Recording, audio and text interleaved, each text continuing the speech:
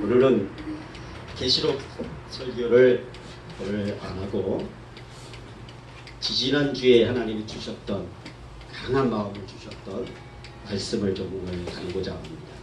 마태복음입니다. 마태복음 25장.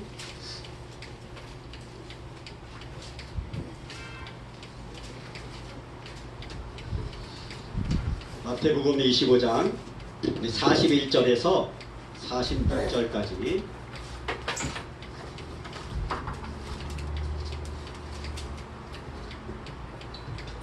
(41절에서) 46절까지 말씀 우리 한 목소리로 우리 합독하도록 하겠습니다. 41절 있습니다. 시작. 또 왼편에 있는 자들에게 이르시되 저들을 가르치는 자들아 나를 떠나 마귀와 그 사자를 너희를 예비된 영원한 물에 들어가라. 내가 죽을 때에 너희가 먹을 것을 주지 아니하였고 목마를 때에 마시지 하지 아니하였고 나그네 되었을 때에 영접하지 아니하였고 헐벗었을 때에 옷 입히지 아니하였고 병들었을 때에 옥에 갇혔을 때에 돌보지 아니하였느니라 하시니 그들도 대답하여 이르시되 주여 우리가 어느 때에 주께서 줄이신 것이나 목마르신 것이나 나그네 되신 것이나 헐벗으신 것이나 병드신 것이나 옥에 갇힌 것을 보고 공양하지 아니하였다니까. 이에 임금이 대답하여 이르시되 내가 진실로 너희에게 이르노니 이 지극히 작은 자에게 한 게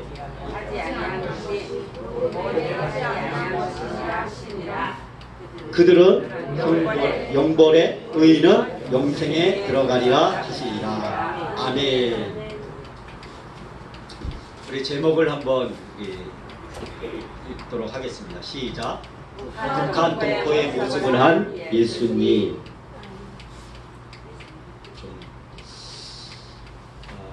이 단어, 이 문구를 좀 가슴에 좀 새겼으면 좋겠습니다. 여러분, 오늘날 예수님처럼 사단의 세력으로부터 핍박받는 사람들이 있습니다. 무리들이 있습니다. 21세기에 지금도 2000년 전에 예수님께서 사단을 통해서 핍박받고 고통받고 결국 십자가에 못 박혀 돌아가시는 그러한 고통이 순환이 있었던 것처럼 지금 21세기에도 동일하게 예수님처럼 사단의 세력으로부터 고통받는 사람들이 있습니다. 그 사람들이 누굴까요? 바로 북한 동포들입니다. 2500만 우리들의 형제, 우리들의 동포들입니다. 이 사실은요 분명합니다. 그런데 오늘날 우리들은, 한국 교회들은 북한 동포들의 그 싫은 소리를 어떻게 하고 있습니까? 예면하고 있습니다. 성경은 분명하게 말씀하고 있습니다. 잠언서 24장 11절에 보니까 너는 사망으로 끌려가는 자를 건져주며 살육을 당하게 된 자를 구원하지 아니하려고 하지 말라. 여러분, 본 해포는 나치의 유태인 학살에 침묵했던 독일 교회를 향해서 이렇게 질타했습니다. 외쳤습니다. 죄 없는 이들의 피가 하늘을 향해 절구하였지만 교회는 외쳐야 할 자리에서 펑어리가 되고 있구나. 외쳐야 할 자리에서 펑어리가 되고 있다고. 그리고 교회는 잔인한 폭력 행사, 수많은 죄 없는 사람의 육체적 정신적 고통, 탄압, 증오, 살육에 대해서 방관하고 있구나. 여러분, 오늘날 한국교회가 들어야 할 질타가 아닌지요. 지금 한국교회는 북한 동포들의 아우성 지는 소리를 외면하고 김정은 정권이 행하고 있는 인권 탄압에 침묵하고 있습니다. 지금 한국 정부가 지금 취하고 있는 것이 뭔지 아세요? 12명의 정원 탈북자를 북송시키겠다라고 검토하고 있고 그것이 고위급 회담에서 의제로 다루고 있다는 사실을 여러분 알고 계십니까? 그런데 더 참담한 것은 이런 움직임에 한국교회가 침묵하고 있다는 것입니다. 하나님의 사람들이 침묵하고 있다는 것입니다. 생명의 가치를 누구보다도 존중하게 여기는 하나님의 그 진리인 생명의 가치를 주장하고 외치고 있는 하나님의 사람들이 침묵하고 있다는 것입니다.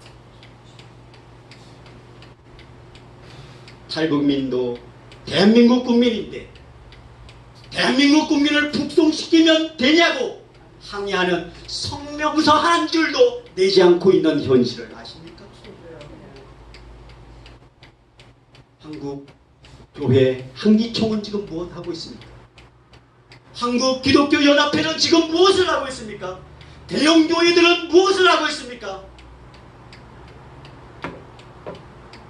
우리 사람 탈북인들만 지금 소리를 내고 있습니다. 사랑하는 여러분, 아셔야 합니다. 지금 한국교회가 외면하는 것은요, 북한 동포들의 모습을 한 예수님을 외면하고 있다는 사실을 아셔야 됩니다. 지금 우리가 예수님을 따르겠다고, 예수님을 위해서 살겠다고 말한 우리가, 한국교회가 지금 예수님을 외면하고 예수님을 등지고 있고 예수님을 몰아내고 있다는 사실을 아셔야 합니다. 김정은과 그 추종 세력에 대해서 침묵하고 사단의 세력이 저지르는 동족 학살에 눈을 감고 있습니다. 여러분, 오늘 본문은 어떤 사람이 영벌에 들어가는가, 어떤 사람이 영생에 들어가는가, 어떤 사람이 지옥 가는 백성이냐, 어떤 사람이 천국에 가는 백성인가를 지금 구분하는 말씀입니다. 어떤 사람이 진짜 생명을 가진 하나님의 사람인가, 어떤 사람이 가짜 신자인가, 이것을 지금 말씀하고 있는 거예요. 여러분, 예수님은 본문에서 영벌에 들어갈 자와 영생에 들어갈 자에 대해서 분명한 기준으로 지금 말씀하고 있습니다. 여러분, 35절과 36절을 한번 다 보십시오. 다 함께 읽겠습니다. 시작. 내가 줄일 때에 너희가 먹을 것을 주었고, 목마르실 때에 마시게 하였고, 나그네 되었을 때에 영접하였고, 벗었을 때에 옷을 입혔고, 병들었을 때에 돌아보았고, 옥에 갇혔을 때에 와서 보았느니라. 즉 줄인 자, 목마른 자, 나그네 된 자, 벗은 자, 병든 자, 옥에 갇힌 자에 대해서 어떻게 대했느냐에 따라서 영벌에 갈 자와 영생에 갈 자를 지금 구분하고 있다는 사실입니다. 참 예수 믿는 사람과 가짜 예수 믿는 사람을 구분시키고 있다는 사실을 아셔야 되는 겁니다. 어떤 교회가 참교회고 어떤 교회가 거짓교회인가를 지금 구분하고 있다는 사실을 아셔야 하는 거예요.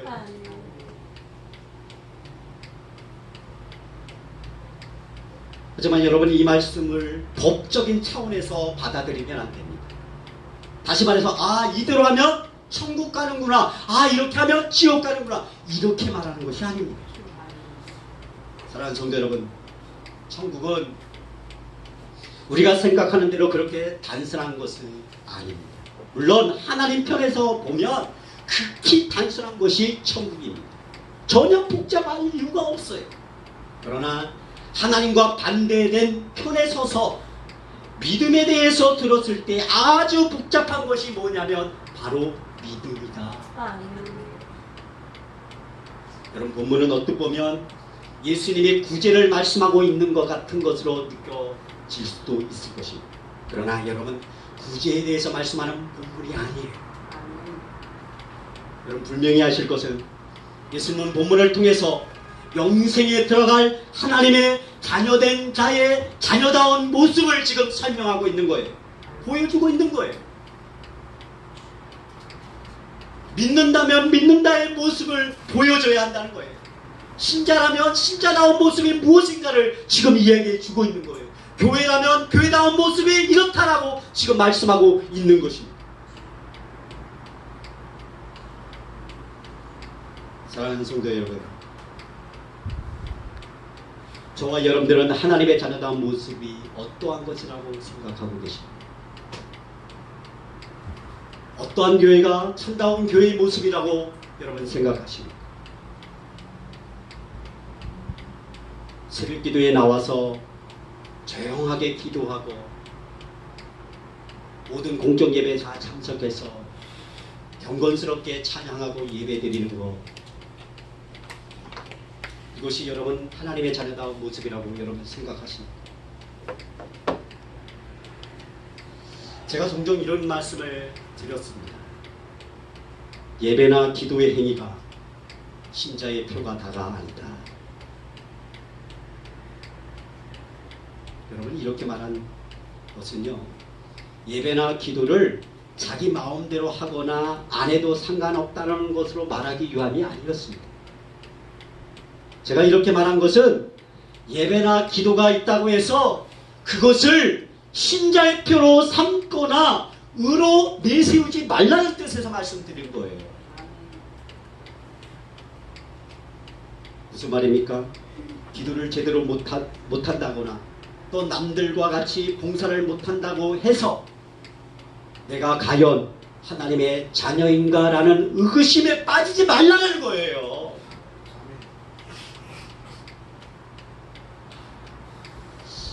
심지어는 이런 방언을 강조하는 교회에서 교회 교인들은 방언을 못하는 방언의 은사를 받지 못했을 때 굉장히 고민하기 시작합니다. 갈등하기 시작합니다. 내가 성령 받지 못한 거 아닌가? 너도 나도 목사님이 강단에서 방언을 강조하고 방언 못하면 믿음이 없는 사람으로 이렇게 할 때에 방언의 은사를 받지 못했던 사람의 입장에 본다면 어떤 갈등 속에 있겠습니까? 내가 정말 성령 받은 사람 맞나? 내가 하나님의 자녀 맞나? 나 방언 못하는데? 이를 의구심에 빠집니다. 여러분, 이런 모든 것들은요, 하나님의 자녀된 모습과는 전혀 상관없다는 사실을 믿으시길 바랍니다. 고민하지 마세요. 예배 받을 수 있죠. 저 우리 사람들에게 예배 강조 안 합니다.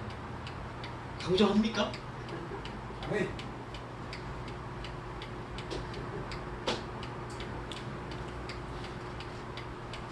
더 우리보다도 이론적으로는 우리 한국 교인들이 얼마나 많이 가지고 있는지는 몰라도 여러분, 실질적으로 심령 속에서 하나님을 만나고 임재를 느끼고 체험받았던 구원의 놀라운 흔적들은 오늘 우리 동혁이 형제의 간증만 보라도 여러분 느껴지지 않습니까?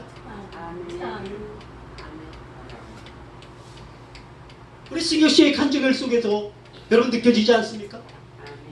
죽음 앞에서 절로 흐르는 그걸 지뢰밭도 기적같이 하나님께서 이 모든 것들이 하나님의 사랑이죠.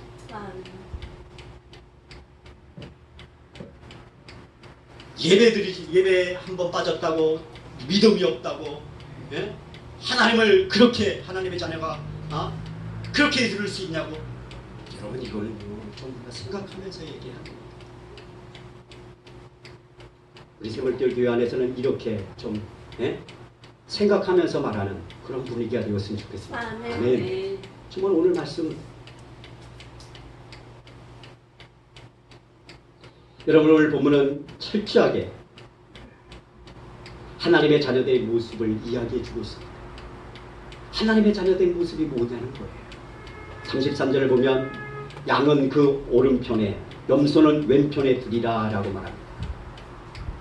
여기서 양과 염소를 구분한다는 것은 그냥 구분을 말하는 것이지 결코 양과 염소의 특성을 또 성격을 말하고 있다는 사실을 그것을 여러분 기억하면 안 됩니다. 그런 쪽으로 말하면 안 되는 거예요. 그런데 대부분 설교하는 목사님들이 설교할 때 이 본문 속에서 어디에 많은 포커스를 둡니까? 마음을 둡니까? 양과 염소의 그 특성과 성격에 듭니다. 성격에. 그냥 구분한 거예요. 지금 그리스도의 신자답게 살아간 사람은 이쪽으로 저쪽으로 이렇게 해서 양과 염소로 해서 구분시키는 것을 지금 이야기한 거지, 특성과 성격을 말하기 위해서 양과 염소를 지금 등장한 게 아니라는 거예요. 그래서 여러분 양과 염소의 성격이나 특성을 가지고 구분점을 말한다는 것은 여러분 잘못된 것입니다. 어떤 사람은 양은 목자를 잘 따른다고 하면서 목사에게 잘 순종해야 된다고 강조하는 그런 내용들이 있어요. 이게 바로 하나님의 자녀라는 거예요. 목사에게 잘 순종해야 된다. 양과 같이 양이 목자를 잘 순종한 것처럼 양이라면, 신자라면 목사를 잘 순종해야 된다. 이렇게 또 강조하는 이야기가 있습니다.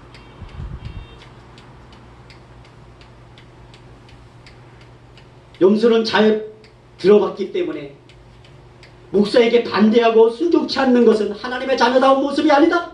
하나님의 자녀가 아니다. 이렇게 또 구분하는 그러한 내용들이 있습니다. 그러나 여러분 결코 그러한 내용들에 여러분 귀 기울이지 마십시오. 이런 말들은 모두가 자기의 아집에서 나오는 엉터리에 불과하다는 사실을 여러분 믿으시길 바랍니다. 여러분 본문 34절에 보면 오른편에 있는 자들에게 뭐라고 말합니까? 너희를 위하여 예비된 나라를 상속하라. 그러면서 여러분 35절과 36절에 말씀합니다. 그럴 때에 의인들이 반응을 보입니다. 주여, 어느 때에 우리가 주를 섬겼는데, 어느 때에 우리가 주를 섬겼습니까? 어느 때에 주님의 목마름을 해결해 줬습니까? 어느 때에 주님의 그 나그네됨을 영접했고 벌거벗을 입고 옷을 입혔습니까? 한 번도 주님을 만난 적이 없는데, 아니 우리에게 이러한 영광스러움의 상급을 주다니요, 의인으로 칭해 주다니요, 영생의 그 복을 주시다니요 하면서 막 이제 격한 반응을 보입니다. 의아서야. 사실 이들은 주님을 만난 적 없었어요. 예수님을 본 적이 없었어요. 그런데 예수님은 지금 나를 만났다는 거예요. 나를 대접했다는 거예요. 나를 섬겼다는 거예요. 나를 도와주셨다는 거예요. 그래서 나를 섬겼고 나를 도와줬고 나에 대한 그런 마음을 보여줬기 때문에 너는 영생에 들어간다. 복을 준 거예요. 하나님의 나라의 상급을 준 거예요. 그러니까 이 의인들은 깜짝 놀라는 거예요. 예수님, 아무리 우리가 살펴봐도 기억을 더듬어 봐도 주님을 만난 적이 없고 주님이 되어서 섬긴 적이 없었는데, 영접한 적 없고, 병원에 데려가서 치료한 적이 없고 치료비 낸 적도 없고, 그리고 접견도 간 적도 없었는데, 교도소에 찾아가서 접견한 경험도 없는데 언제 우리가 주님을 이렇게 대했습니까? 라고 말합니다. 여러분, 이런 내용 속에서 우리가 주목해야 할 부분이 있습니다. 그것은 주님은 지금 다른 자의 모습을 통해서 활동하고 계셨다는 거예요. 지금 제자들에게 이렇게, 의인들에게 이렇게 말씀하신 것은 결국 예수님은 나 예수님이다, 나는 2000년째 인간의 몸으로 오셨던 그 예수님의 모습으로 나타나서 활동인 게 아니라, 예수님의 그 활동은, 모습에 드러난 것은 다른 사람들의 모습을 통해서 드러났다는 거예요. 병든 자의 모습으로, 때로는 가난한 자의 모습으로, 때로는 옥에 갇힌 자의 모습으로, 목마른 자의 모습으로 예수님이 나타나셨다는 거예요. 그런데 이 의인들은 목마른 자에게 마실 물을 줬고, 가난한 자에게 먹을 것을 줬고, 병든 자에게 치료비를 대가면서 병원에 데려다 줬고, 옥에 갇혔을 때, 외로웠을 때 접견하면서 위로를 해주는 그런 역할을 했다. 결국은 주님께 했다는 거예요. 여러분, 오늘날 북한 동포들의 모습 속에 예수님이 계십니다. 오늘 하나님께서 32,000명의 탈북인들의 모습 속에 예수님이 계십니다. 오늘 말씀하신 거예요. 지금 이렇게 얘기했는데도 알아듣지 못하는 사람들, 이렇게 분명하게 말씀을 보였는데도 불구하고 이 말씀을 외면하고 있는 한국교회, 이게 어제 기록된 말씀이 아닙니다. 오늘 새벽에 기록된 말씀이 아닙니다. 분단 70년의 아픔을 가지고 있는 그 70년 이전에도 기록된 말씀이었습니다. 고난의 행국 때 3만 명의 아사자가 발생했다는 소식을 들었을 때도 이 말씀이 기록되어져 있었습니다. 12명의 종원 탈북자를 불송시키겠다고 검토하고자 했을 때도 이 말씀이 기록되어져 있었습니다.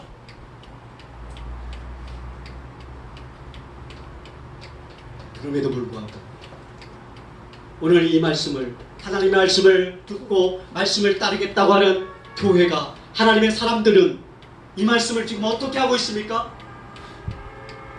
올바르게 듣고 계십니까? 올바르게 보고 계십니까?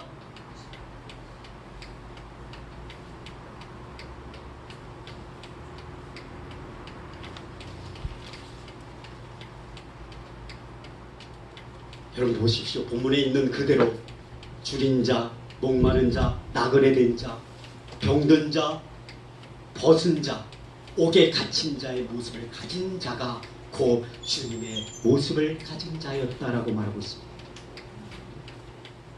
사실은 의인들은 주님을 만난 적이 없었습니다. 앞서 말씀을 드렸듯이 이들은 단지 주님이 가신 십자가의 길을 가고 있는 자들, 주님의 고통을 함께하고 있는 자들을 만난 것밖에 없었습니다. 주님 때문에 줄이고, 주님 때문에 목마르고, 주님 때문에 나그네 되고, 주님 때문에 벗은 자 되고, 주님 때문에 병들고 옥에 갇힌 자들을 만난 것밖에 없었습니다.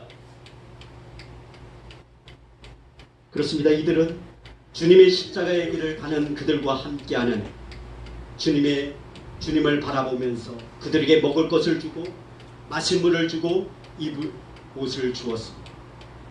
이런 이들의 마음을, 행위를 주님은 나를 위해서 했다는 거예요. 나를 만났다는 거예요. 나를 도와주었다는 거예요. 그렇습니다. 여러분, 예수님은 줄인 자들, 병든 자들, 옥에 갇힌 자들의 모습을 하고 있었던 거예요. 자, 그렇다면 21세기의 예수님은 어떤 사람들의 모습으로 활동하고 계시는가? 어떤 사람들의 모습으로 우리들에게 지금 나타나고 있는가를 보셔야 된다는 거예요.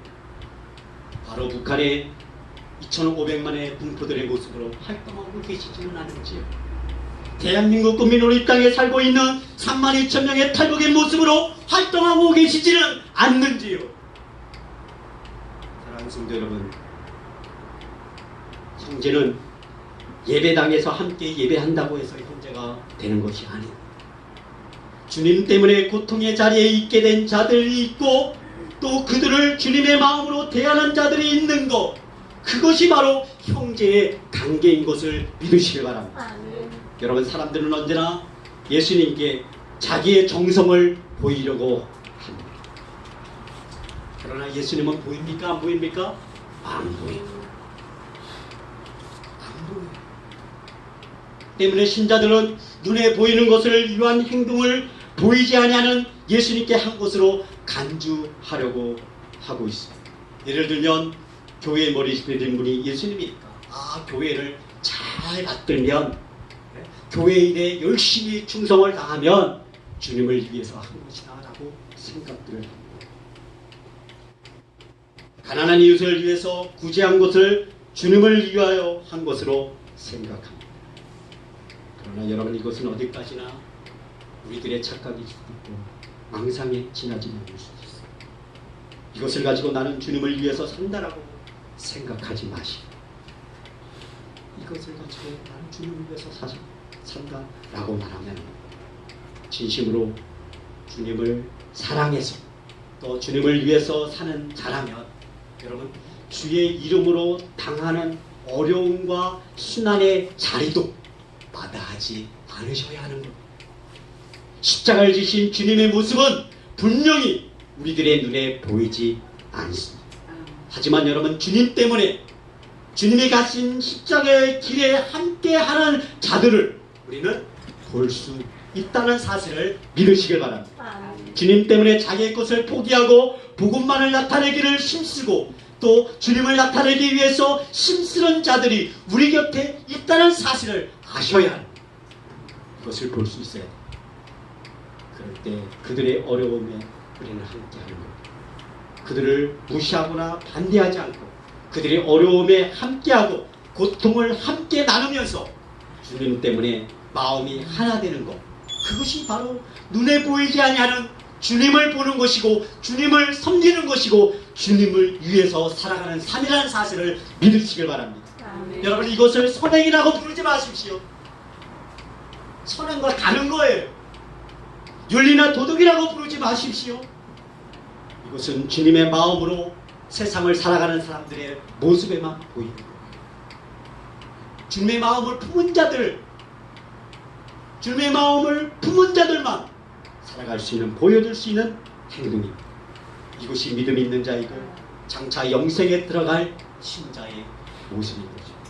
사랑하는 성도 여러분, 여러분 과연 이러한 마음으로 여러분 세상을 살아가고 계십니까? 주님 때문에 곤란에 처하고 어려움에 빠진 자들을 어떤 마음으로 지금 바라보고 계시는지 한번 점검해 보시기 바랍니다. 과연 그러한 분들을 통해서, 어려운 당한 분들을 통해서 여러분들의 마음이 동하고 여러분들의 마음이 움직이고 있다면 그 사람이 바로 그리스도의 자녀, 하나님의 백성입니다. 그 사람이 참 신앙인이고 그러한 그곳에 향하여 사역하고 마음을 흘러내는 교회가 진정한 교회. 여러분, 앞서 기도 시간에 북한 기도 제목 현상을 같이 한 내용을 우리가 보았듯이 지난 5월 29일 국무부가 발표한 내용, 어떤 내용이었습니까? 2018년 국제 종교 자유 보고서에서 북한의 종교 자유 탄압이 얼마나 강한지를 말했습니다. 지난 2017년 한 해 동안 여러분, 북한에서 종교 생활 활동을 했다는 이유로 바로 공개 처형당한 사람이 몇 명인지 아십니까? 119명이 공개 처형당했습니다. 즉석에서. 그리고 770명이 정치범 수용소에 수감되었다라고 보고했습니다. 이 밖에 여러분, 종교적 이유로 87명이 실종되어졌고 48명이 강제 이주되었다고, 그리고 44명이 신체적 부상을 입었다고 보고했습니다. 이것이 여러분, 우리들의 지금 살고 있는 21세기에 살고 있는 한반도 반쪽 그 위쪽에 우리의 독보인 북녘 땅에서 벌어지고 있는 일들이라는 사실을 아십니까? 저는 자신있게 말합니다. 지금 21세기의 예수님의 모습은 북한에서 탄압을 당하고 고난을 당하고 있는 북한 동포들의 모습을 하고 있다는 사실을 저는 말하고 싶습니다. 그리고 32,000명의 탈북인들, 지금 이 한국 땅에서 대한민국의 국적을 가지고 있고 대한민국의 국민인데도 불구하고 지금 한국 사람들에게 이방인 취급을 당하고 있고 여러 가지로 유혹을 당하고 있는 그 현실을 여러분 알고 계십니까? 지금 문재인 정부에 들어서서 더 우리 사람들을 향한 탄압과 보이지 않는 그 억압이 강해지고 있습니다. 바로 그 탈북인들의 모습으로 우리에게 지금 나타나고 있는 예수님, 교회가 말이에요. 그 예수님과 함께 하셔야 됩니다.